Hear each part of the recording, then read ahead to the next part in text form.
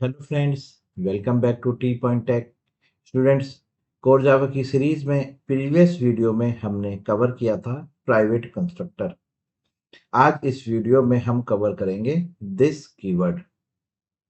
चलिए सबसे पहले हम थ्योरेटिकली समझते हैं कि दिस कीवर्ड का यूज किस लिए किया जाता है और किस तरह से इसको प्रोग्राम में इंप्लीमेंट करेंगे। चलिए स्टार्ट करते हैं। स्टूडेंट, दिस कीवर्ड जो है ये एक रिजर्व कीवर्ड है जिसका यूज किया जाता है करंट ऑब्जेक्ट को रेफर करने के लिए। आप इसको सिंपल वे में भी कह सकते हैं कि दिस एक रेफरेंस वेरिएबल है। रेफरेंस वेरिएबल यानी किसी ऑब्जेक्ट को पॉइंट करेगा दिस कीवर्ड। दिस कीवर्ड को कवर करने से पहले मैं आपको एक प्रैक्टिकल करके दिखाता हूं जिसमें आपको करंट ऑब्जेक्ट समझाता हूं कि करंट ऑब्जेक्ट किसे कहते हैं। चलिए चेक करते हैं। देखिए, आपने एक क्लास क्रिएट करी ABC। ओके, यहां पर आपने एक फंक्शन डिक्लेयर किया पब्लिक वॉइड डिस्प्ले। चलिए अब आप एक ऑब्जेक्ट क्रिएट करते हैं ABC का। Object equal to new ABC, ये ऑब्जेक्ट क्रिएट कर लिया। अब आपने इस ऑब्जेक्ट से डिस्प्ले को कॉल किया। ये लीजिए। तो स्टूडेंट, ये जो ऑब्जेक्ट है ये इस डिस्प्ले को इन्वोक कर रहा है। तो इस डिस्प्ले के पास इस ऑब्जेक्ट का रेफरेंस पास हुआ है।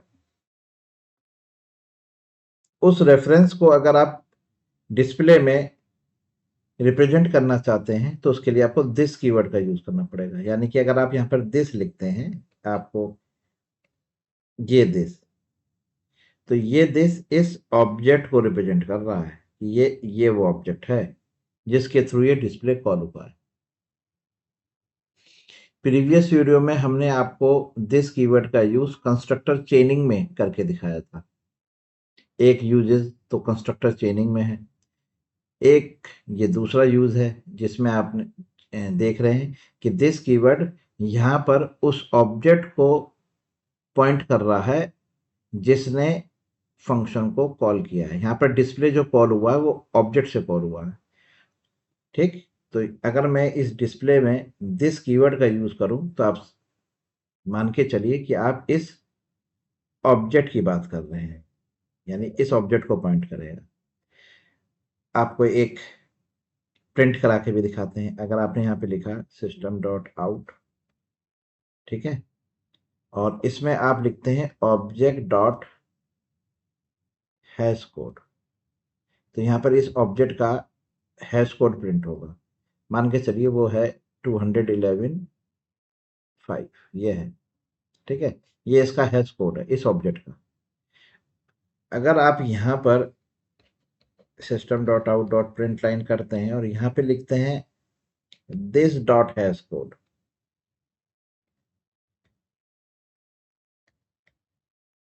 तो यहाँ पर ये दिस किसको रिप्रेजेंट कर रहा है? इस ऑब्जेक्ट को कर रहा है। तो यहाँ भी जो हैश कोड प्रिंट होगा वो भी आपका यही प्रिंट होगा। तो ये प्रूफ हो जाएगा कि यहाँ पे ये दिस जो रिप्रेजेंट कर रहा है वो इस ऑब्जेक्ट को रिप्रेजेंट कर रहा है। समझ में आ गया? Current object. अब करंट ऑब्जेक्ट को एक बार दोबारा समझिए कि अब अगर आप दूसरा ऑब्जेक्ट क्रिएट करते हैं न्यू ABC, या आपने दूसरा ऑब्जेक्ट क्रिएट करा और इस ऑब्जेक्ट के थ्रू डिस्प्ले को कॉल कर रहे हैं, तो अब ये दिस इस ऑब्जेक्ट को पॉइंट नहीं करेगा, अब ये दिस इस वाले ऑब्जेक्ट को पॉइंट करेगा। कोई करंट ऑब्जेक्ट ये है जो डिस्प्ले को कॉल कर रहा है। अब यहाँ पर डिस्प्ले ऑब्जेक्ट 2 से कॉल हुआ है, तो अब ये दिस ऑब्जेक्ट 2 की तरफ चला जाएगा। तो यहाँ पर आप जब हैश कोड प्रिंट कराएंगे तो वो ऑब्जेक्ट 2 का प्रिंट होगा। मान के चलिए ऑब्जेक्ट 2 का जो हैश कोड है वो है 300। तो यहाँ पर जो दिस कीवर्ड के थ्रू हैश कोड प्रिंट होगा वो 300 आएगा। इसलिए कहा जाता है करंट ऑब्जेक्ट। पहले ये इस ऑब्जेक्ट, जब आपने फर्स्ट टाइम कॉल किया था तो ये दिस इस वाले ऑब्जेक्ट को रिप्रेजेंट कर रहा था, फिर दोबारा कॉल हुई तो फिर ये दिस इस ऑब्जेक्ट को रिप्रेजेंट करने लगा। समझ में आ गया? इसलिए कहा जाता है कि दिस जो है वो आपका एक रेफरेंस वेरिएबल है जो रेफर करता है करंट ऑब्जेक्ट। क्लियर है? समझ में आ गया स्टूडेंट्स? ये एग्जांपल आपको समझ में आया? चलिए इसको मैं आपको प्रैक्टिकली करके भी दिखा देता हूँ। ये देखिए, एक आप क्लास डिक्लेयर करी ABC, ओके, और इसके अंदर आपने एक पब्लिक मेथड डिस्प्ले डिक्लेयर किया है जिसमें आप प्रिंट करा रहे हैं this dot hash code, okay. चलिए अब आप मेन क्लास के अंदर क्लास ABC को यूज करें। तो क्लास ABC का आपने एक ऑब्जेक्ट क्रिएट करा, लीजिए अब आपने ऑब्जेक्ट 1 के थ्रू डिस्प्ले को कॉल किया। तो यहाँ पर जो इस डिस्प्ले को इन्वोक कर रहा है करंटली वो ऑब्जेक्ट 1 है। तो यहाँ पर जो दिस है ये इस ऑब्जेक्ट 1 को यहाँ पर रिप्रेजेंट करेगा, ओके। इसको प्रूफ करने के लिए हमारे पास एक तरीका है कि हम यहाँ पर ऑब्जेक्ट 1 का हैश कोड प्रिंट करा के देख लेते हैं तो पता चल जाएगा। तो अब ये देखिएगा कि यहाँ पर जो ऑब्जेक्ट 1 का हैश कोड प्रिंट हो रहा है वही हैश कोड यहाँ प्रिंट हो, ठीक है। आप पहले हैश कोड प्रिंट कराने के बाद डिस्प्ले करा लीजिए और यहाँ पर आप लिख भी सकते हैं। ये देखिए ऑब्जेक्ट 1, तो ये हैश कोड हो गया और यहाँ पर जो है दिस लिख लीजिए कि दिस किसको रिप्रेजेंट कर। चलिए अब इसको कंपाइल और रन करके देखिए। ये देखिएगा ऑब्जेक्ट 1 का हैश कोड और दिस का हैश कोड आपको दोनों का सेम नजर आएगा। देख लीजिए ऑब्जेक्ट 1 का ये हैश कोड है और ये दिस इसको ही रेफर कर रहा है, ठीक है। तो ये प्रूफ हो गया ना कि ऑब्जेक्ट 1 को यहाँ पर दिस से रिप्रेजेंट किया जा रहा है डिस्प्ले के अंदर, क्योंकि डिस्प्ले के पास जो रेफरेंस है करंट वो ऑब्जेक्ट 1 का है। अब आप एक काम करिए, एक ऑब्जेक्ट और क्रिएट करिए ABC object 2 equal to new ABC, okay. चलिए अब आप यहाँ पर ऑब्जेक्ट 2 का रेफरेंस प्रिंट करा के देखिए ऑब्जेक्ट 2 डॉट हैश कोड, ठीक है। अब ऑब्जेक्ट 2 से आप डिस्प्ले को कॉल करिए। तो स्टूडेंट पहले करंट ऑब्जेक्ट ऑब्जेक्ट 1 था, नेक्स्ट करंट ऑब्जेक्ट ऑब्जेक्ट 2 है। तो यहाँ पर दिस फर्स्ट टाइम तो ऑब्जेक्ट 1 को रिप्रेजेंट करेगा, अगली बार ऑब्जेक्ट 2 को रिप्रेजेंट करेगा, ठीक है। इनके बीच में हम एक सेपरेटर लाइन लगा देते हैं। लीजिए देखिए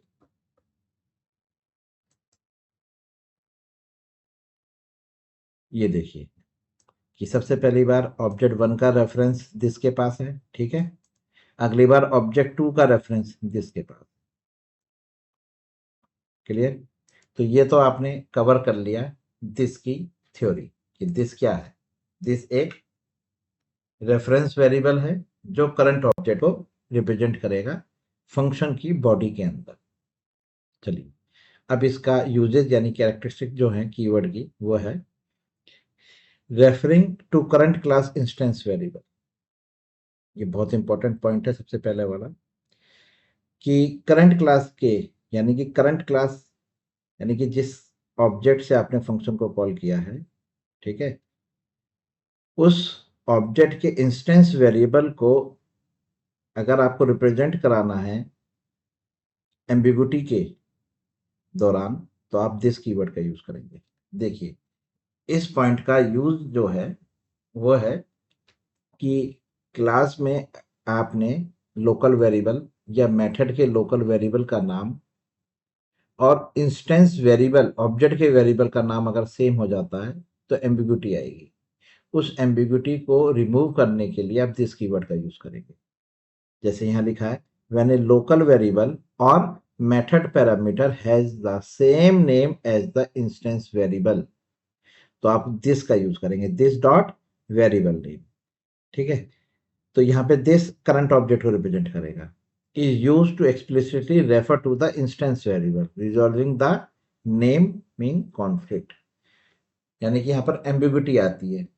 अगर लोकल वेरिएबल का नाम और इंस्टेंस वेरिएबल का नाम सेम हो जाता है तो एम्बिग्युइटी आएगी, उसको रिजॉल्व करने के लिए आप दिस कीवर्ड का यूज करेंगे। चलिए इसको भी आपको इम्प्लीमेंट करके दिखाते हैं एक बार थ्योरी के थ्रू। देखिए एक आपने क्लास ली है जिसका नाम रखा आपने स्टूडेंट। ओके, चलिए इसके अंदर आपने एक इंटीजर वेरिएबल लिया है रोल नंबर और एक स्ट्रिंग वेरिएबल लिया है आपने नेम। अब देखिए ये वेरिएबल जो हैं रोल नंबर और नेम ये नॉन स्टैटिक हैं और ये क्लास के अंदर डिक्लेयर्ड है, यानी कि क्लास के स्कोप में है, ठीक है, लेकिन नॉन स्टैटिक है। तो ये आपके इंस्टेंस वेरिएबल हो गए।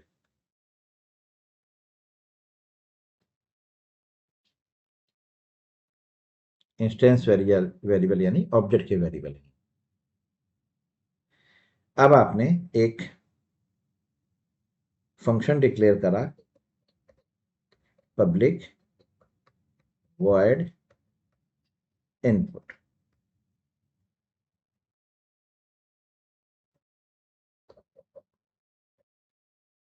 जो रोल नंबर और नेम को इनिशियलाइज करेगा। मान के चलिए ये प्राइवेट हैं दोनों, ये प्राइवेट मेंबर हैं, तो ये आउटसाइड द क्लास तो एक्सेसिबल होंगे नहीं, दोनों प्राइवेट मेंबर, ठीक है।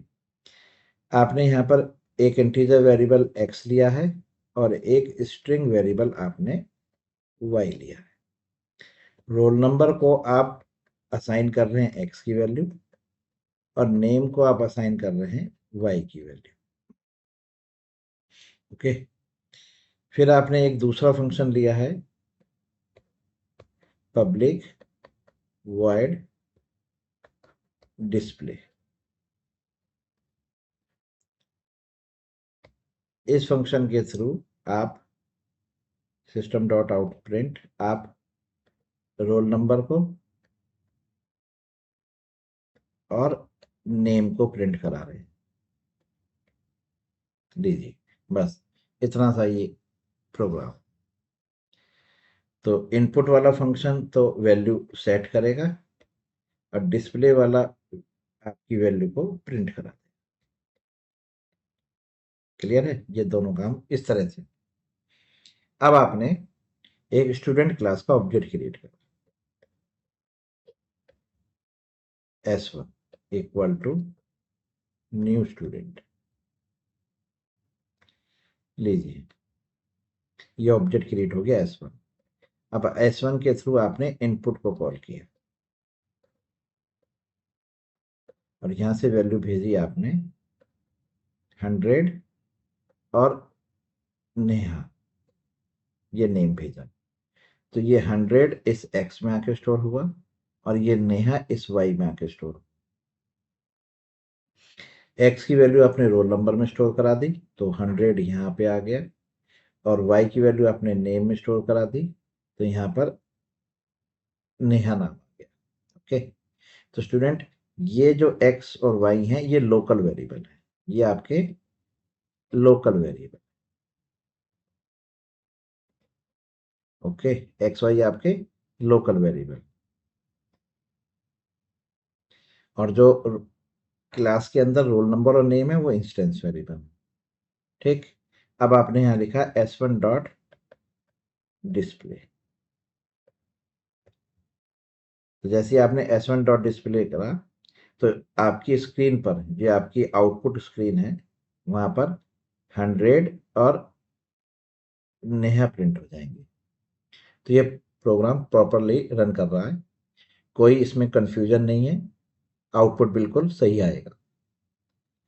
अब दिक्कत कहाँ होगी कि लोकल वेरिएबल का नाम जो आपने एक्स वाई रखा था आपने वो नाम इंस्टेंस वेरिएबल पे रख लिए। ये देखिए ये काम किया आपने।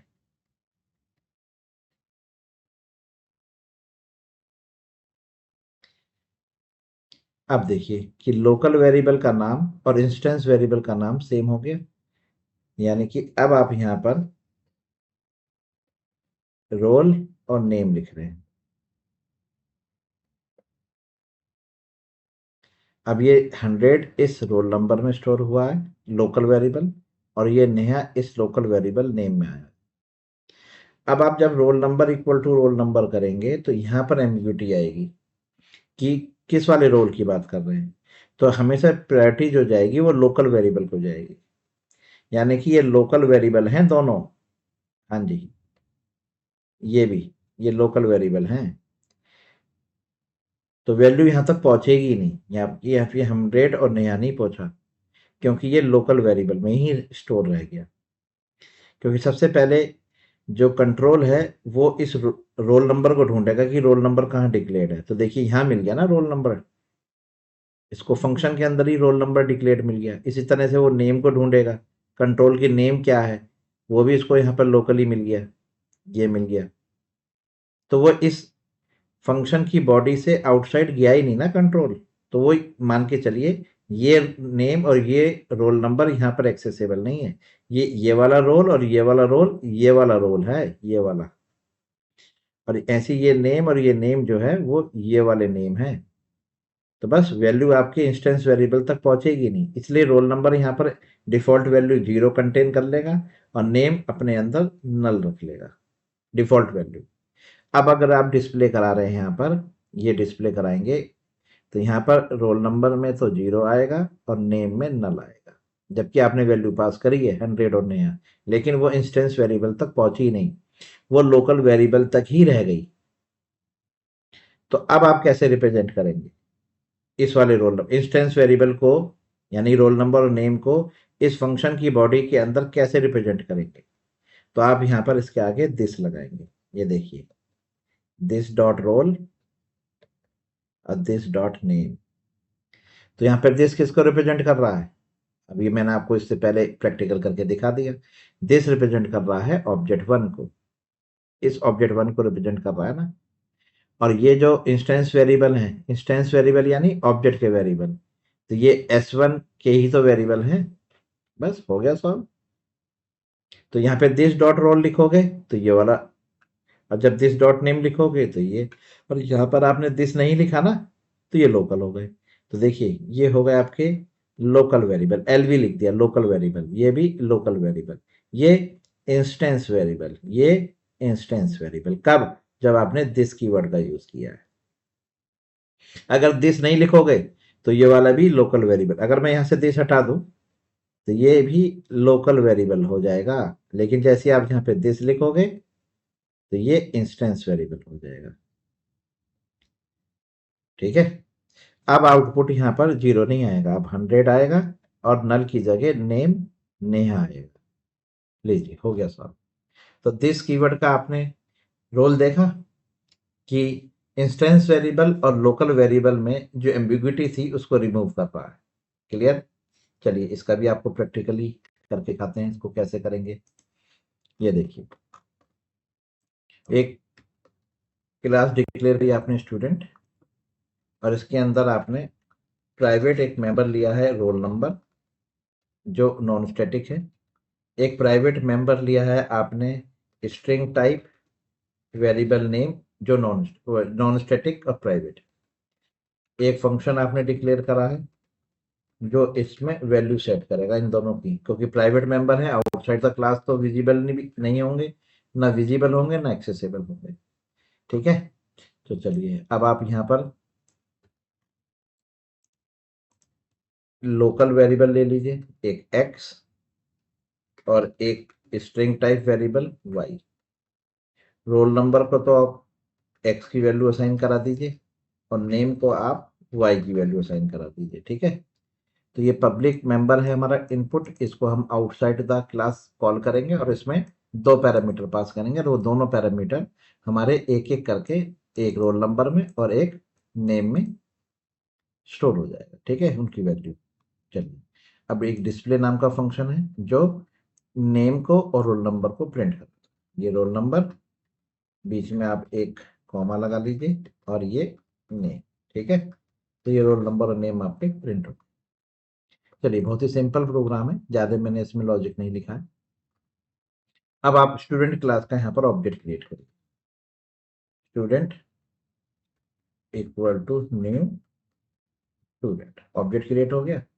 अब आपने ऑब्जेक्ट के थ्रू इनपुट को कॉल किया और पहली आर्गुमेंट आपने रोल नंबर पास करी एज ए वैल्यू 100 और दूसरा आपने नाम पास किया है स्ट्रिंग टाइप नेम।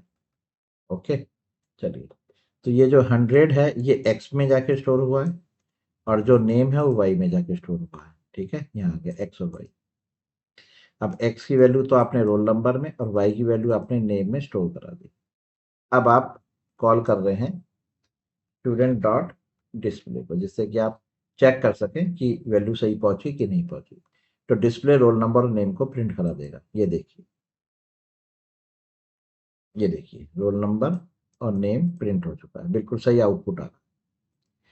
चलिए, अब हमने क्या काम किया, इसमें थोड़े चेंजेस करे। हमने एक्स की जगह तो लोकल वेरिएबल का नाम रोल रख लिया और स्ट्रिंग में लोकल वेरिएबल वाई का नाम हमने चेंज करके नेम रख लिया। ये लीजिए, हो गया। तो यहाँ पर एक्स की जगह आप रोल लिखिए और वाई की जगह आप नेम लिखिए। ओके, लीजिए, हो गया। अब क्या होगा, जब आप यहाँ से पैरामीटर पास करेंगे, देखिए यहाँ पे रोल नंबर और नेम आपको दिखा रहा है, सजेशन दे रहा है कि 100 रोल नंबर में, नेम नेहा। तो ये लोकल वेरिएबल की बात कर रहा है। तो देखिए मैं यहाँ पे सेलेक्ट कर रहा हूँ, तो देखिए दोनों सेलेक्ट हो रहे हैं ना, ये देखिए, ये देखिए, और ये देखिए नेम हो रहे हैं। अब आप इसे रन करके देखिए, तो ये वैल्यू लोकल वेरिएबल तक ही रह गई। देखिए, इंस्टेंस वेरिएबल तक पहुंची ही नहीं, क्योंकि यहाँ पर जो स्कोप चल रहा है ना, वो फंक्शन का स्कोप है, यानी इनपुट मेथड का स्कोप है। तो ये रोल नंबर सबसे पहले सर्च कहाँ जाए करे जाएंगी, मतलब इन दोनों की डेफिनेशन डिक्लेरेशन कहाँ चेक करेगा वो, इनपुट के अंदर ना। तो इनपुट में डिक्लेयर ये नहीं, तो ये मान लेगा ये दोनों रोल नंबर यही वाला रोल नंबर है। ऐसे ये दोनों जो नेम है वो ये वाला है, यहाँ तक पहुंचे ही नहीं। तो यहाँ पर आपने क्या लिखा, दिस। ओके, इसी तरह से यहाँ पर आपने क्या लिखा, दिस। तो जैसे ही आप यहाँ पर दिस लिखेंगे, ये एम्बिग्युइटी जो आई थी वो रिजॉल्व हो जाएगी। हो गई। अब आप इसे रन करके देखिए, ये देखिए 100 एंड नेहा। क्लियर है, समझ में आ गया दिस कीवर्ड का रोल एम्बिग्युइटी को रिमूव करने में। चलिए, अब नेक्स्ट आता है student passing this as an argument. हाँ जी, आप फंक्शन की जो आर्गुमेंट है, यानी मेथड में जो आप पैरामीटर पास करते हैं जिनको हम आर्गुमेंट कहते हैं, वहां भी आप दिस का यूज कर सकते हैं। यानी कि फंक्शन की आर्गुमेंट में दिस कीवर्ड को पास किया जा सकता है। देखिए लिखा है the this keyword can be passed as an argument in a method call और a constructor call allowing other methods or constructor to operate on the current object। Clear. चलिए, अब आपको आर्गुमेंट में पास करके दिखाते हैं कि आर्गुमेंट में कैसे पास किया जाएगा। ठीक है, देखिए आपने एक क्लास बनाई है ABC, ध्यान से देखिएगा। और इस ABC क्लास के पास एक फंक्शन है पब्लिक डिस्प्ले, और यहाँ पर आपने SOP system dot out dot print print करा रखा है हेलो ABC। ओके, अब इस ABC के अंदर एक फंक्शन और है पब्लिक वॉइड, और इस फंक्शन का नाम रखते हैं हम इनपुट।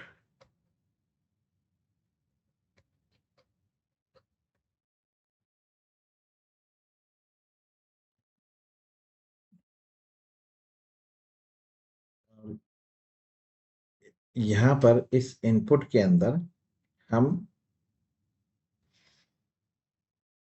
एक दूसरी क्लास बनाते हैं XYZ। इस XYZ का यहाँ ऑब्जेक्ट क्रिएट करते हैं।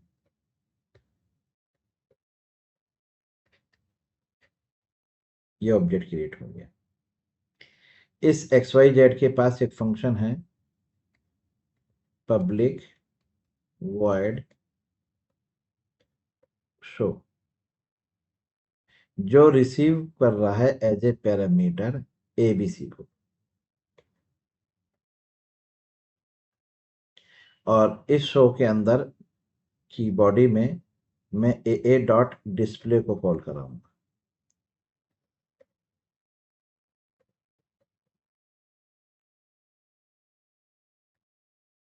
ये है जी। तो इनपुट के अंदर ये जो इनपुट फंक्शन है, इसके अंदर मैंने एक्स वाई जेड क्लास का ऑब्जेक्ट क्रिएट करा, और इस एक्स वाई के ऑब्जेक्ट के थ्रू मैंने शो फंक्शन को कॉल किया, और इसमें मैंने दिस पास किया। यहाँ पर दिस किसको रिप्रेजेंट करेगा? जो इस इनपुट को कॉल करेगा। ये इनपुट फंक्शन कहीं से तो कॉल होगा ना, तो कहाँ से कॉल होगा? एबीसी के ऑब्जेक्ट से कॉल होगा। तो यहाँ पर इनपुट के पास जो दिस आएगा वो करंट ऑब्जेक्ट होगा। अब ये दिस यहाँ से इस ए में आएगा, फिर आप इस ए के थ्रू इस डिस्प्ले को कॉल करते हैं। तो देखिए कैसे वर्कआउट होगा, देखिए। यानी कि क्लास एक्स वाई जेड का जो शो मेथड है वो करंट ऑब्जेक्ट को कॉल कर रहा है, करंट ऑब्जेक्ट का यूज कर रहा है डिस्प्ले को कॉल करने के लिए। किस तरह से? देखिए, मैं सबसे पहले एबीसी का ऑब्जेक्ट क्रिएट करूंगा, ये अलग क्लास है स्टूडेंट, ठीक है। और ऑब्जेक्ट का नाम रखा मैंने OB equal to new ABC. Okay, इस ऑब्जेक्ट ने इनपुट को कॉल किया,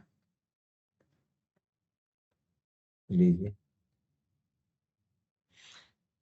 और वैल्यू, आप एक काम करिए और इसको मीनिंगफुल बनाने के लिए इसके अंदर एक इंटीजर वैल्यू और ले लीजिए, इंटीजर एक्स, जो आप एक वेरिएबल यहाँ पे रख लीजिए। इस वेरिएबल का नाम रख लीजिए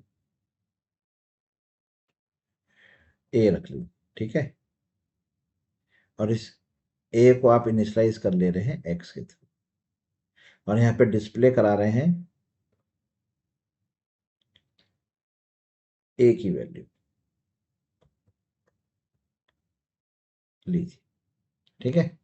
ये मीनिंगफुल हो गया। देखिए, तो इस ऑब्जेक्ट ने इनपुट को कॉल किया और 100 यहाँ से पास किया, ठीक है। अब देखिए, ये 100 जो है वो इस इनपुट एक्स में आ गया, क्लियर। तो इस ऑब्जेक्ट का जो रेफरेंस है, इस ऑब्जेक्ट का तो रेफरेंस है, उसके थ्रू ही तो ये इनपुट कॉल किया गया है, ठीक है। अब ये रेफरेंस यहाँ पर हमें ये दिस के फॉर्मेट में मिलेगा। दिस जो है वो रिप्रेजेंट कर रहा था, यानी कि ये ऑब्जेक्ट है, ये ओबी, ठीक है ना, क्लियर। तो ये एक्स की वैल्यू थी, वो तो आपको ए में स्टोर करा दी, तो यहाँ पर 100 आ गया। फिर एक एक्स वाई जेड का ऑब्जेक्ट क्रिएट किया गया, इसके थ्रू आपने शो को कॉल किया और इस ऑब्जेक्ट को पास करा। तो इस ऑब्जेक्ट को, यानी कि यहाँ पर मुझे इस ए में इस ऑब्जेक्ट की जरूरत है, तो यही तो वो करंट ऑब्जेक्ट है जिसके थ्रू मैं इनपुट को कॉल कर रहा हूँ। ये ऑब्जेक्ट इस इनपुट को कॉल कर रहा है ना, तो ये करंट ऑब्जेक्ट है। मुझे इस ऑब्जेक्ट का ही तो रेफरेंस इस ए में चाहिए। यहाँ मैं चाहता हूँ कि इस ऑब्जेक्ट का रेफरेंस यहाँ आ जाए। तो मैंने क्या काम किया, जब ऑब्जेक्ट से इनपुट को कॉल किया, तो इनपुट के पास जो यहाँ पर दिस कीवर्ड है वो मेरे ऑब्जेक्ट को, ओबी को रिप्रेजेंट कर रहा है, करंट ऑब्जेक्ट को, ओबी को। बस आपने जब जैसे ही दिस पास करा, तो देखिए ये ओबी का रेफरेंस जा रहा है इस ए के पास, गया नहीं गया? तो यहाँ पर ए के पास ओबी का रेफरेंस आ गया। तो बस अब आपने कहा ओबी डॉट डिस्प्ले, जैसे आपने ओबी डॉट डिस्प्ले करा तो ये फंक्शन कॉल हुआ और इसने ए को प्रिंट करा दिया जो यहाँ पर स्टोर किया गया था। ये देखिए, ये दिस, इस तरह से आप पास कर सकते हैं एज ए आर्गुमेंट। यानी कि एक्स वाई जेड को भी वही ऑब्जेक्ट का रेफरेंस चाहिए जिसने इनपुट को कॉल करा है, करंट ऑब्जेक्ट, क्लियर। तो इस तरह से आप दिस का यूज कर सकते हैं as a function argument, clear. चलिए इसको भी आपको इंप्लीमेंट करके दिखाते हैं।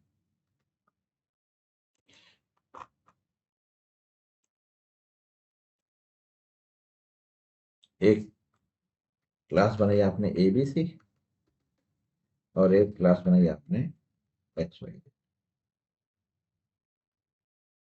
चलिए, अब आप क्लास एबीसी के अंदर एक प्राइवेट वेरिएबल डिक्लेयर कर रहे हैं ए। अब ये प्राइवेट मेंबर है, इसको आप इनिशियलाइज कैसे करेंगे? आप कहेंगे इसके लिए हम एक पब्लिक मेंबर वॉइड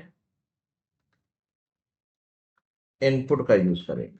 ठीक, लीजिए यहाँ पर आपने एक इंटीजर वेरिएबल एक्स ले लिया, जिसकी हेल्प से आप ए को इनिशियलाइज करें। ठीक है, इस इनपुट के अंदर एक्स वाई जेड का भी ऑब्जेक्ट इनिशियलाइज करना है। ठीक है, तो आपने यहाँ पर एक एक्स वाई जेड का आप ऊपर यहाँ भी बना सकते हैं, एक्स वाई जेड का ऑब्जेक्ट एक्स है। ठीक है, लीजिए, आप लोकल अंदर भी डिक्लेयर कर सकते हैं, मेथड के अंदर आप क्लास में भी डिक्लेयर कर सकते हैं। तो आप लिखा X X equal to new X Y Z, हो गया। इसको कॉल किया एक्स वाई जेड, और इसके अंदर एक फंक्शन है पब्लिक वॉइड शो, जो एबीसी का object as a parameter receive करेगा। तो आपने यहां से X X dot show call करा और यहां लिखा दिस। तो यहां पर देखिए देखिए दिस लिखते ही आ गया ना, ये किसके पास जाएगा? ये दिस रेफरेंस इस के पास जाएगा। और यहां पर दिस कहां से आएगा? जब मैं इनपुट को कॉल करूंगा।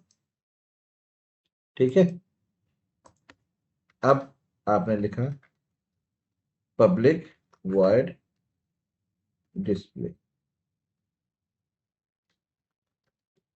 और इसके अंदर आपने प्रिंट करा लिया एक ही वैल्यू। ओके, अब आपने यहां पर ए डॉट डिस्प्ले कॉल की। सो एक्स वाई जेड के अंदर से आपने एबीसी का मेथड कॉल करा रहे हैं, तो एबीसी के मेथड को कॉल कराने के लिए एबीसी का आपको ऑब्जेक्ट चाहिए होगा ना, तो वो रेफरेंस आपको इनपुट से मिल रहा है।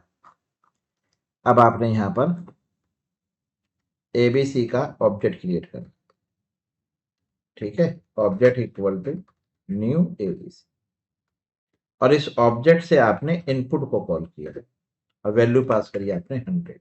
ठीक है, तो एबीसी जो है उसका ऑब्जेक्ट ओबी है, जिसने इनपुट को कॉल करा है। तो करंट ऑब्जेक्ट मेरा ओबी हो गया, जो इनपुट को कॉल कर रहा है। तो इनपुट के अंदर मैं जहां भी दिस कीवर्ड का यूज करूंगा इनपुट के अंदर, तो वो इस ओबी को रिप्रेजेंट करेगा।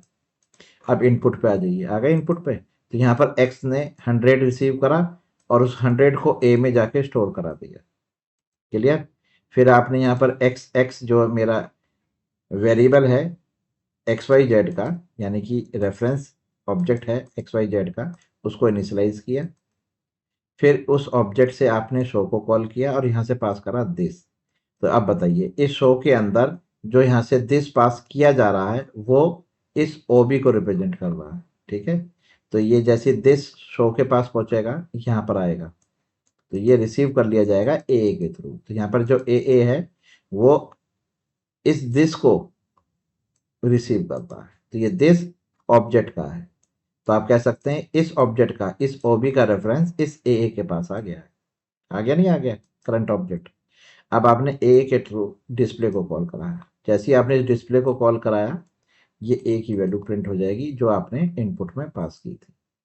ठीक है, रन करके देखिए, ये कंपाइल और ये रन होगा। देखिए ए बराबर 100।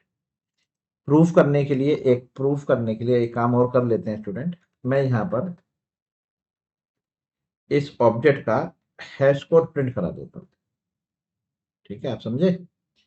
ओबी का हैश कोड प्रिंट करा देते हैं, जिससे कि आपको ओबी ये प्रूफ मिल जाएगा। देखिए ये ओबी, और यहाँ पे ऑब्जेक्ट का रेफरेंस दिस के पास आया आया यहाँ पर दिस, और इस दिस को मैंने पैरामीटर पास किया शो में रिसीव करा ए ने। तो मैं कह रहा हूँ यहाँ पर जो ए के पास आया है ना रेफरेंस, उसको आप प्रिंट करा के देख लीजिए। देखिए ए डॉट हैश कोड, तो यहाँ पे प्रूफ हो जाएगा। कि जो एक्स वाई जेड के अंदर शो में ए बी सी के पास ए एक जो ऑब्जेक्ट है उसके पास जो रेफरेंस आया वो इस ऑब्जेक्ट ओ बी का है, जो क्लास ए बी सी का है। रन करके देख लीजिए, दोनों सेम आएंगे रेफरेंस, देख लीजिए। ये प्रूफ हो गया कि इस ऑब्जेक्ट वाले का रेफरेंस हमारे पास ए में पहुंचा है। क्लियर? तो इस तरह से आप दिस कीवर्ड का use as a function argument में कर सकते हैं। क्लियर है? चलिए नेक्स्ट,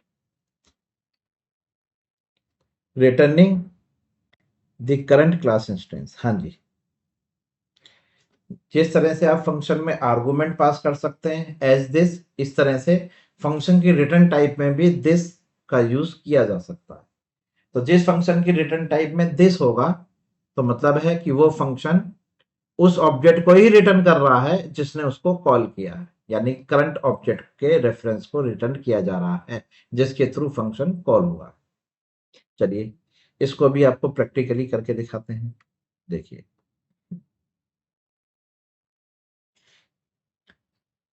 एक क्लास बनाई आपने ए बी सी, इसमें आपने एक इंटीजर वेरिएबल ए डिक्लेयर किया और एक फंक्शन बनाया आपने पब्लिक वॉइड इनपुट, जो इस वेरिएबल ए को इनिशियलाइज कर रहा है। यहां भी आपने ए लिखा है, तो आप यहां पे क्या लिखेंगे? This dot A equal to A. समझ में आ गया? तो ये वाला ए ये है और जो दिस डॉट ए लिख रहे हो वो ये है। ठीक है? क्लियर हो गया? आपने दिस लिख दिया। चलिए, आपने क्लास ए बी सी के दो ऑब्जेक्ट क्रिएट करे। Object 1 equal to new A B C, लीजिए बन गया। फिर आपने लिखा A B C object 2 equal to new A B C, लीजिए दो ऑब्जेक्ट क्रिएट हो गए। ऑब्जेक्ट 1 ने इनपुट को कॉल किया, वैल्यू पास करी 100। ऑब्जेक्ट 2 ने भी इनपुट को कॉल किया, वैल्यू पास करी 180। समझ गया? तो ऑब्जेक्ट 1 के हम कह सकते हैं कि ऑब्जेक्ट 1 के ए में 100 आ चुका है, ऑब्जेक्ट 2 के ए में 180 आ चुका है। ठीक है? चलिए, अब मुझे इन दोनों में से जिसकी वैल्यू ग्रेटर है वो मुझे ऑब्जेक्ट 3 में चाहिए, यानी कि मैं यहां लिख रहा हूं ऑब्जेक्ट 3 इक्वल टू इन दोनों में से जो ग्रेटर हो।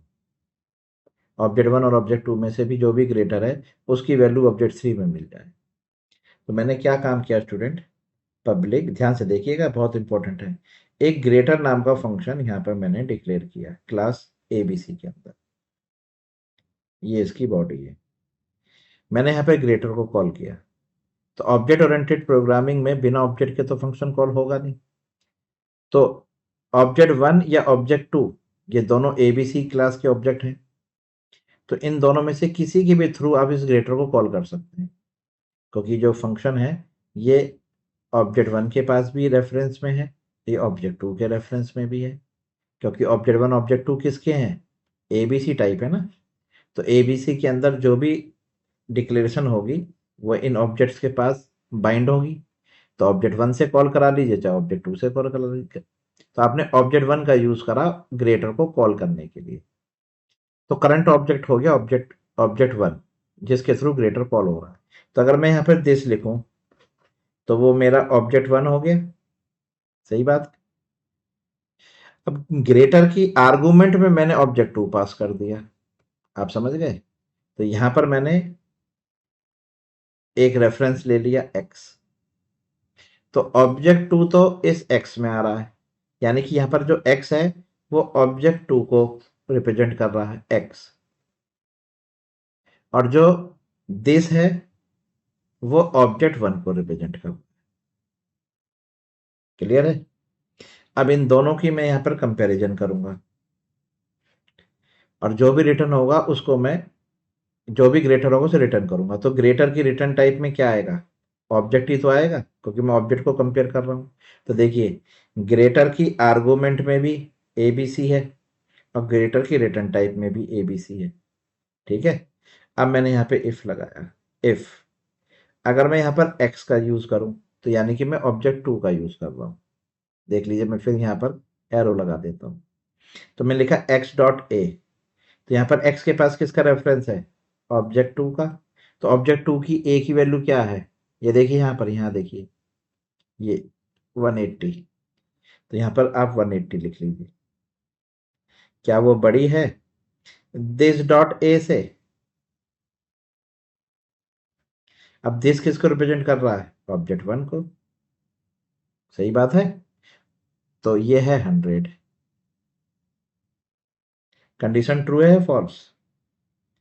आप कहेंगे कंडीशन ट्रू है, तो यहाँ पर आपने रिटर्न स्टेटमेंट लिखी कि रिटर्न कर दे x। यानी कि कौन सा रेफरेंस आप रिटर्न करा रहे हैं? ऑब्जेक्ट 2 का रेफरेंस, क्योंकि ऑब्जेक्ट 2 ही तो ग्रेटर है। तो इस x की वैल्यू इस ऑब्जेक्ट 3 में आ जाएगी। ठीक है, समझ में आ गया? अब अगर मैं यहाँ पर ऑब्जेक्ट 3 डॉट डिस्प्ले कराऊं तो आउटपुट आएगा 180। वो डिस्प्ले फंक्शन हमें लिखना पड़ेगा स्टूडेंट। देखिए यहाँ पर मान के चलिए यहाँ यहाँ लिख देता हूँ पब्लिक वॉइड डिस्प्ले, ये लीजिए। और इसमें system dot out dot print आपने ए की वैल्यू प्रिंट करा दी। तो यहाँ पर ऑब्जेक्ट 3 ने डिस्प्ले को कॉल कराया ना, तो यहाँ पर ये ए जो है वो ऑब्जेक्ट 3 का प्रिंट हो रहा है। तो आंसर विल बी 180 क्योंकि 180 बड़ा था। अब अगर आप यहाँ पर 180 100 ऑब्जेक्ट ए में 200 पास कर दें, ठीक है 200। अब के देखिए x डॉट ए और this dot A. x dot A की वैल्यू 180 और ऑब्जेक्ट 1 की वैल्यू 200। क्या x dot A is greater than this dot ए? क्या ऑब्जेक्ट 2 का a बड़ा है? नहीं है ना। आप एल्स वाले पार्ट में आ गए। इस एल्स में, इस ये जो इफ है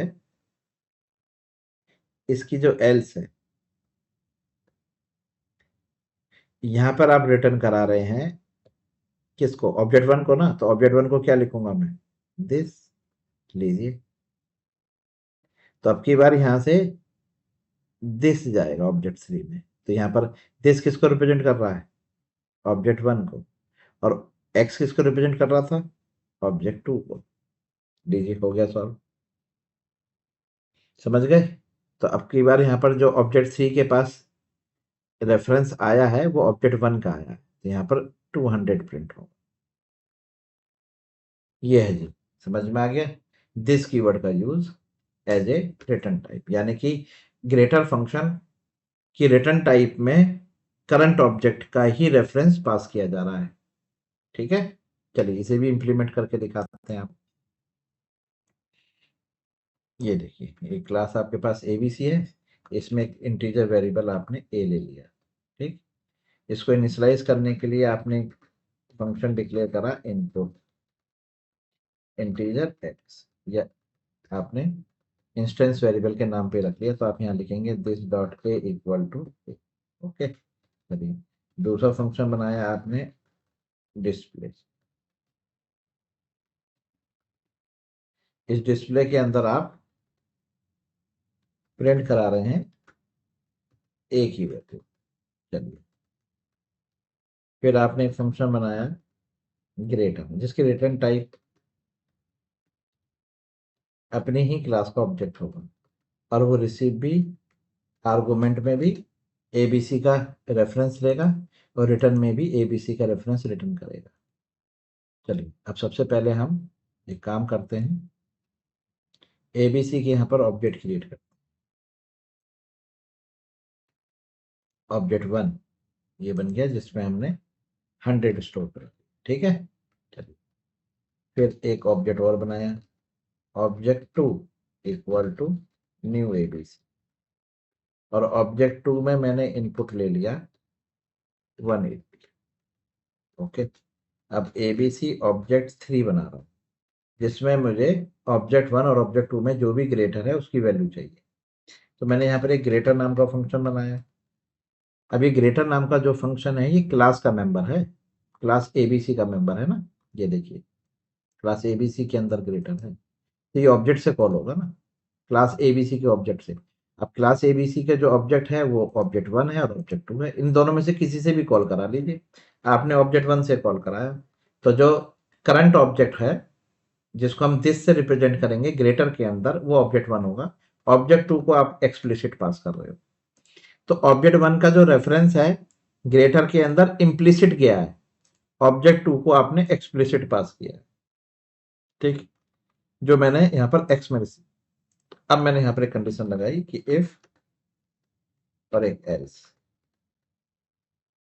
आपने लिखा कि x डॉट ए, यानी कि ऑब्जेक्ट 2 का a अगर बड़ा है दिस डॉट ए से, तो रिटर्न कर दे x को, और अगर ऐसा नहीं हुआ तो रिटर्न कर दे दिस को। लीजिए, हो गया सॉल्व। तो यहाँ पर दिस किसको रिप्रेजेंट करेगा, जो ग्रेटर को कॉल करेगा। ग्रेटर को कौन कॉल कर रहा है, ऑब्जेक्ट 1। तो यहाँ पर दिस जो है वो ऑब्जेक्ट 1 है, और जो x है जो रिसीव हो रहा है एज ए आर्गुमेंट वो ऑब्जेक्ट 2 है। तो जहां जहां आपने x लिखा है वो ऑब्जेक्ट 2 है, और जहां जहां आपने दिस लिखा है वो ऑब्जेक्ट 1 है। लीजिए, हो गया सॉल्व। अब इन दोनों में से ऑब्जेक्ट 1 ऑब्जेक्ट 2 में जो भी ग्रेटर होगा वो रिटर्न होकर ऑब्जेक्ट 3 में आ जाएगा। अब आप चाहें तो यहाँ पर ऑब्जेक्ट 1 की वैल्यू को भी आप डिस्प्ले करा सकते हैं, ऑब्जेक्ट 2 की वैल्यू को भी आप डिस्प्ले करा सकते हैं, और ऑब्जेक्ट 3 की वैल्यू को भी डिस्प्ले करा सकते हैं। तो ऑब्जेक्ट 3 में हमेशा वो वाली वैल्यू आएगी जो ऑब्जेक्ट 1 ऑब्जेक्ट 2 में से ग्रेटर होगी। चेक कर सकते हैं, ये देखिए। तो यहाँ पर ऑब्जेक्ट 3 जो में 180 आया है वो ऑब्जेक्ट 2 वाला है, ठीक है, यानी कि ऑब्जेक्ट 2 की कॉपी ऑब्जेक्ट 1 में गई है वैल्यू की। अब आपने ऑब्जेक्ट 1 में 200 पास करें और ऑब्जेक्ट 2 में 180 है। अब आप ऑब्जेक्ट 1 की, यानी कि यहाँ पर ऑब्जेक्ट 3 में जो वैल्यू आएगी वो ऑब्जेक्ट 1 की आएगी, यानी कि दिस रिटर्न होकर आएगा, दिस। लीजिए देखिएगा, ऑब्जेक्ट 3 में 200 है जो ऑब्जेक्ट 1 वाला है। क्लियर, समझ में आ गया स्टूडेंट दिस कीवर्ड का use as a return type में। चलिए, नेक्स्ट है student invoking current class method. यानी कि करंट क्लास मेथड, यानी कि क्लास के अंदर आपने दो मेथड डिक्लेयर करे हैं, मेथड 1 मेथड 2। तो किसी एक मेथड को आपने ऑब्जेक्ट से कॉल करा, तो उस ऑब्जेक्ट के पास करंट ऑब्जेक्ट का रेफरेंस आ गया। अब मैं चाहता हूँ दूसरा मेथड भी उसी ऑब्जेक्ट से कॉल हो, तो आप वहां पे दिस लगाकर कॉल कर सकते हैं। ठीक है, देखिए, although methods can often be called directly, this dot method name can be used to explicit emphasize that a method of the current object is being invoked. ठीक, चलिए इसको भी आपको इंप्लीमेंट करके दिखाते हैं। ये देखिए, एक क्लास है आपके पास ABC, ध्यान से देखिएगा। यहां पर एक फंक्शन बनाया आपने पब्लिक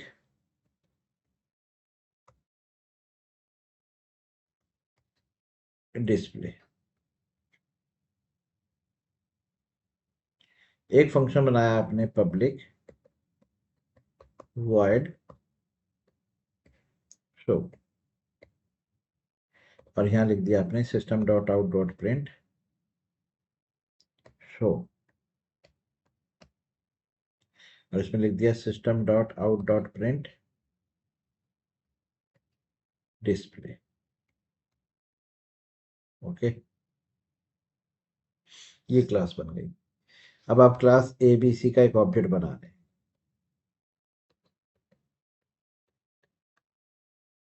और आपने यहां पर ऑब्जेक्ट डॉट डिस्प्ले को कॉल किया, तो डिस्प्ले के पास ऑब्जेक्ट 1 का रेफरेंस चला गया जिसको आप दिस से रिप्रेजेंट कर सकते हैं। तो जैसे ही आपने डिस्प्ले को यहां से कॉल किया, स्क्रीन पर ये आपकी आउटपुट स्क्रीन है, तो यहाँ पर डिस्प्ले प्रिंट हो जाए। अब आप चाहते हैं इस डिस्प्ले से मैं शो को कॉल करूं, तो आप डायरेक्ट यहाँ पे शो लिख सकते हैं स्टूडेंट, ये आपने लिखा है। तो देखिए डिस्प्ले के अंदर से शो कॉल हो रहा है, तो यहाँ पे स्क्रीन पर शो भी आएगा। लेकिन आपको पता है यहाँ पर जो शो को कॉल किया गया है, इसके आगे दिस लिखा गया है। आपको लिखना नहीं है, आप लिखना चाहे तो आप लिख सकते हैं। यहाँ पर करंट ऑब्जेक्ट से कॉल कर रहे हैं, तो यहाँ पर दिस लिखा हुआ है। तो यहाँ पर ये दिस किसको रिप्रेजेंट कर रहा है? ऑब्जेक्ट वन को, ये इस ऑब्जेक्ट को। यानी कि ये शो भी किससे कॉल हुआ है? इस करंट वाले ऑब्जेक्ट से। क्लियर? ये है एक मेथड से दूसरे मेथड को कॉल करने का तरीका, यूजिंग दिस। अगर आप दिस नहीं भी लिखेंगे तो भी सही है, क्योंकि वो बाई इम्प्लिसिट है वो। इसको भी आपको इम्प्लीमेंट करके दिखाते हैं। ये देखिए, ये क्लास एबीसी है। इसके अंदर आपने एक फंक्शन बनाया, पब्लिक वॉइड शो, और इसमें आपने लिखा एस आउट शो। ठीक है। एक फंक्शन बनाया आपने पब्लिक वॉइड डिस्प्ले, और इसमें आपने लिखा एस आउट डिस्प्ले। ओके। अब आप यहाँ पर एबीसी का एक ऑब्जेक्ट क्रिएट कर रहे हैं, और उस ऑब्जेक्ट के थ्रू आपने सबसे पहले डिस्प्ले को इन्वोक किया। तो इस डिस्प्ले के पास ऑब्जेक्ट वन का ये ऑब्जेक्ट जो है ओबी, इसका रेफरेंस है। अब आप इसे कंपाइल और रन करके देखिए, तो स्क्रीन पर डिस्प्ले प्रिंट होगा। ठीक, यहाँ लिख दिया आपने,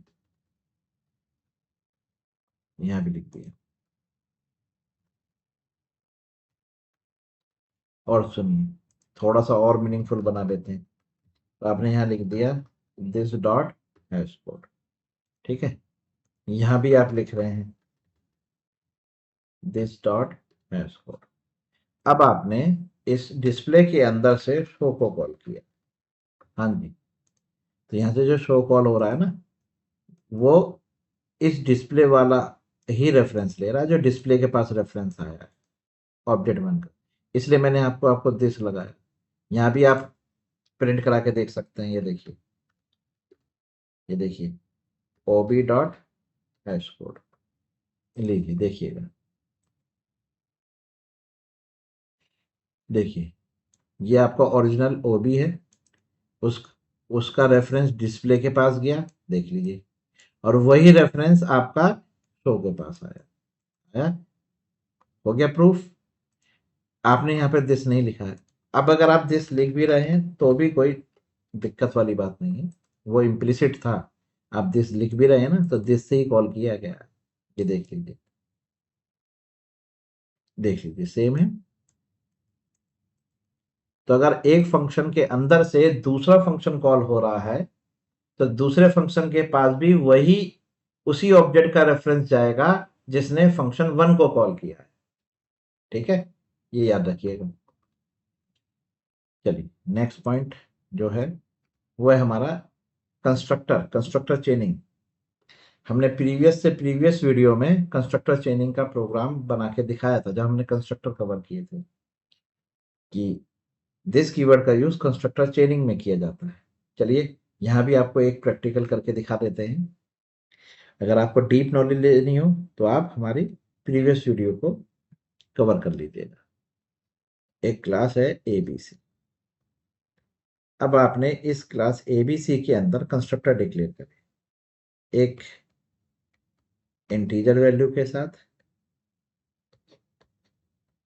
एक कैरेक्टर वैल्यू के साथ, एक फ्लोट वैल्यू के साथ। मतलब आपने कंस्ट्रक्टर की ओवरलोडिंग की है। ठीक है। तो तीन कंस्ट्रक्टर हैं क्लास एबीसी, ओवरलोडेड। अब आप यहां पर क्लास एबीसी का एक ऑब्जेक्ट क्रिएट करिए। ये ऑब्जेक्ट क्रिएट हो गया आपके पास। अब आप यहाँ पर जो वैल्यू पास कर रहे हैं कंस्ट्रक्टर में, उसके अकॉर्डिंग कंस्ट्रक्टर कॉल होंगे। तीन कंस्ट्रक्टर है ना, अब तीनों ही थोड़ी कॉल हो जाएंगे। आपने इसमें डब्लू पास किया एज ए करेक्टर, ठीक है, थोड़ा सा बड़ा बड़ा लिख लेते हैं, लीजिए।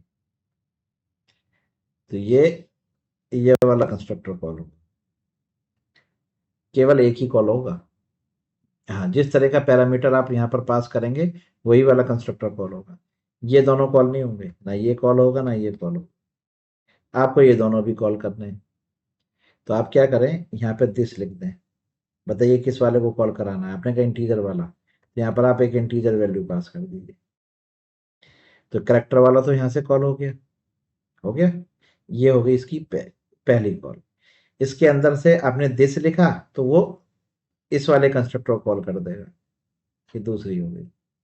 आपने फिर इसके अंदर एक दिस लिखा और वैल्यू पास करी आपने फ्लोट टाइप, ओके। तो यहाँ पर ये वाला जो है वो इस वाले को कॉल कर देगा।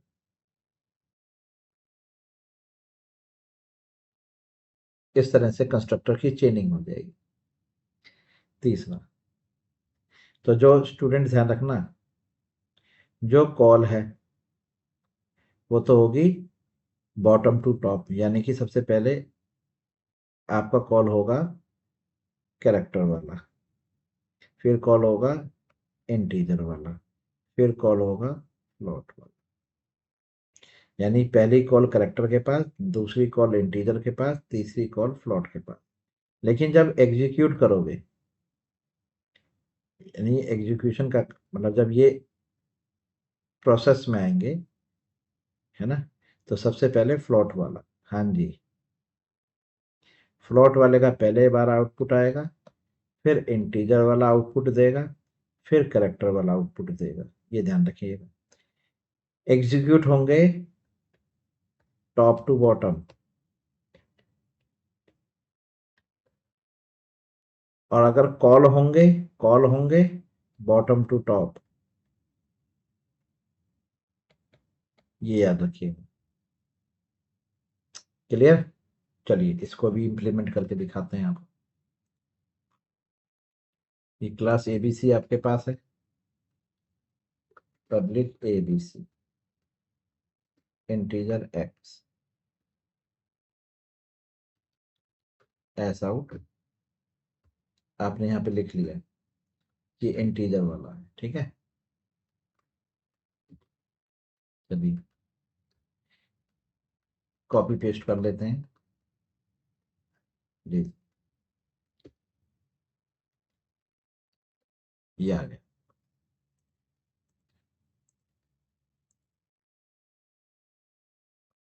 ठीक। ये वाला आपने कैरेक्टर टाइप ले लिया, ये आपने प्लॉट टाइप ले लिया, कैरेक्टर और प्लॉट लीजिए। ये बन गए आपके overloaded constructor class ABC. Clear है? अब आपने यहाँ पर एबीसी का ऑब्जेक्ट क्रिएट करना। ऑब्जेक्ट क्रिएट करते समय केवल एक ही कंस्ट्रक्टर कॉल हो, वो आपने इन कैरेक्टर वाला ले लिया, कैरेक्टर वाला, तो ये वाला कॉल होगा, केवल ये वाला, ये ध्यान रखिएगा, ठीक है। रन करके देख लीजिए, केवल कैरेक्टर वाला आउटपुट आएगा, इंटीजर और फ्लोट वाला नहीं आएगा। अब आप चाहते हैं कि इस करंट ऑब्जेक्ट से ही मुझे वो दोनों भी इन्वोक कराने हैं, जबकि इन्वोक एक ही हुआ है, आप दोनों कराना चाहते हैं। तो आप कैरेक्टर वाला जो कंस्ट्रक्टर है उसकी पहली स्टेटमेंट हमेशा ध्यान रखिएगा, कंस्ट्रक्टर में जो पहली स्टेटमेंट होती है वो हमेशा दिस ही होगी। अगर आप दिस का यूज कर रहे हैं, आपने इंटीजर वैल्यू पास करी, तो ये जब कैरेक्टर वाले की बॉडी में कंस्ट्रक्टर में आएगा तो ये पहले दिस को रीड करके यहीं से इंटीजर वाले के पास चला जाएगा। ये वाली लाइन एग्जीक्यूट नहीं हुई, इंटीजर वाले के पास आ गया, इंटीजर वाले में आपने फिर दिस लिख दिया और वैल्यू पास करी आपने फ्लोट टाइप। तो देखिए वो जैसे इंटीजर वाले में आया तो पहली स्टेटमेंट आपको दिस मिली, तो दिस से फ्लोट पे आ गया, ये वाली लाइन अभी भी एग्जीक्यूट नहीं हुई, ना ये वाली लाइन एग्जीक्यूट हुई ना ये वाली लाइन, फिर दिस, आप यहाँ आ गए, यहाँ पर दिस नहीं लिखा, तो अब ये सबसे पहले फ्लोट वाली को एग्जीक्यूट करेगा, फिर इंटीजर वाली को कॉल करेगा, एग्जीक्यूट, फिर करेक्टर वाली। तो इन्वोक हुए थे बॉटम टू टॉप, एग्जीक्यूट होंगे टॉप टू बॉटम। देख लीजिए, पहले फ्लोट एग्जीक्यूट हुआ, फिर इंट, फिर करेक्टर। क्लियर? तो इस तरह से आप दिस कीवर्ड की हेल्प से कंस्ट्रक्टर की चेनिंग कर सकते हैं। स्टूडेंट, कंस्ट्रक्टर चेनिंग का पूरा एक वीडियो है, आप उसे कवर कर लीजिए, तो ये आपको जो कॉन्सेप्ट है वो बहुत अच्छी तरह समझ में आ जाएगा। चलिए स्टूडेंट्स, तो यहाँ पर हमने दिस कीवर्ड का यूज चेक कर लिया है। करंट ऑब्जेक्ट को रिप्रेजेंट करता है दिस कीवर्ड, और उसका यूज आप इंस्टेंस वेरिएबल, लोकल वेरिएबल में एम्बिग्युइटी को रिमूव करने के लिए, आर्गुमेंट में पास करने के लिए, फंक्शन की रिटर्न टाइप में, करंट क्लास के ऑब्जेक्ट को कॉल करने में, इन सब में यूज कर सकते हैं। क्लियर? चलिए स्टूडेंट, इस वीडियो में इतना ही। अगर ये वीडियो आपको अच्छी लगी, समझ में आई कि दिस कीवर्ड का यूज कैसे करना है, ये एग्जांपल्स आपको समझ में आए, तो इस वीडियो को अपने फ्रेंड के साथ भी शेयर करिए, लाइक करिए और कमेंट्स करिए। और अगर आप हमारे चैनल पे नए हैं तो प्लीज़ हमारे चैनल को सब्सक्राइब करिए। Thank you very much. Good bye.